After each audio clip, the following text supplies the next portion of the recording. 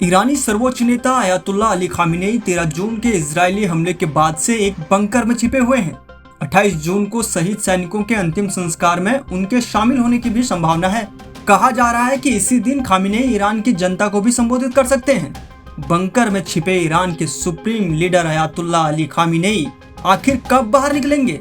Tehran से लेकर Israel की राजधानी तेल अवीव तक ये सवाल सुर्खियों में है।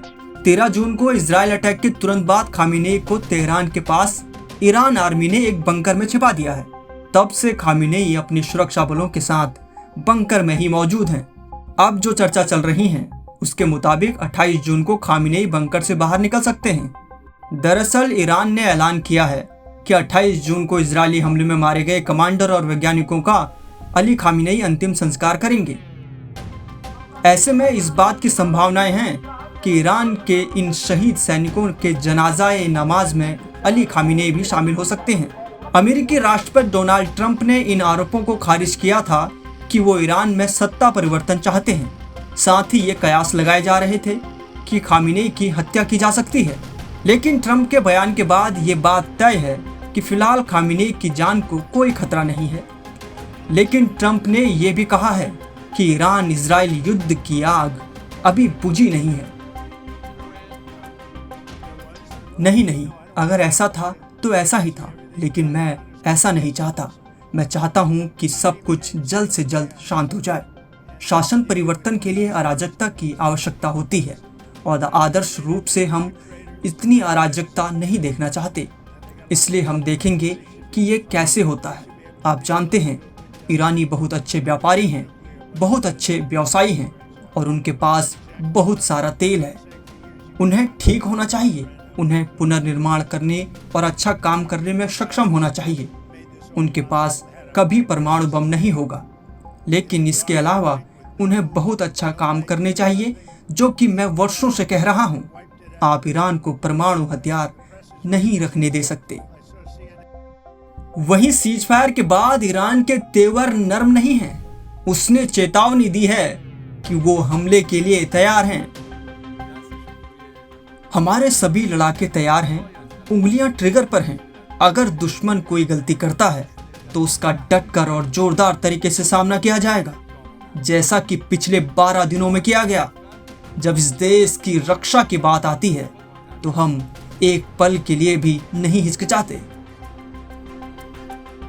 खामेनेई ईरान सत्ता प्रमुख के साथ साथ धार्मिक प्रमुख भी हैं। पहले भी बड़े कमांडर या अधिकारियों के जनाजे में वो शरीक होते रहे हैं। हिजबुल्लाह की चीफ जब नसरुल्लाह का अंतिम संस्कार लेबनान के बेरूत में हुआ था, तब अली खामेनेई इसमें शामिल होने के लिए बेरूत पहुंचे थे। नसरुल्लाह को खामेनेई का करीबी माना जाता था। 2020 में जनरल कासिम सुलेमानी का जब इराक में जनाजा निकला तो अली खामेनेई रो पड़े थे।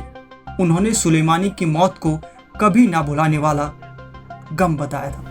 सुलेमानी की हत्या का आरोप अमेरिकी एजेंसियों पर लगे थे। पुराने ट्रैक रिकॉर्ड को देखते हुए कहा जा रहा है कि खामेनेई इस बार भी बंकर से जनाजे में शामिल होने के लिए बाहर आएंगे। ईरान सरकार के मुताबिक तेहरान में 28 जून को सुबह 8 बजे कमांडर और वैज्ञानिकों को दफनाया जाएगा। दफन की प्रक्रिया पूरी करने से पहले तेहरान में ही आखिरी नमाज पढ़ी जाएगी। कहा जा रहा है कि खामेनेई खुद इसका नेतृत्व कर सकते हैं। एक्सियोस के मुताबिक खामेनेई से ईरान के बड़े अफसरों का कनेक्शन कट गया है। ये खुलासा तब हुआ जब ईरान पर अमेरिकी बम गिरने से पहले तुर्की के राष्ट्रपति एर्दोआन ने खामेनेई से संपर्क करने की कोशिश की। ईरान के राष्ट्रपति ने तुर्की से कहा कि खामेनेई से संपर्क नहीं हो पा रहा है, इसलिए हम आपसे बात नहीं करा सकते। खामेनेई की सुरक्षा ईरान की स्पेशल सिक्योरिटी गार्ड के हवाले है। इसे सेपाहे वली ए अम्र कहा जाता है। इस फोर्स में करीब 12,000 बॉडीगार्ड्स रहते हैं, जो अलग अलग तरीके से अपनी जिम्मेदारियां निभाते हैं। जंग शुरू होते ही खामेनेई ने खुद को सेपाहे वली ए अम्र, जो बॉडीगार्ड्स हैं, उनके हवाले कर दिया था, जिसके बाद उन्हें सुरक्षित बंकर में ले जाया गया।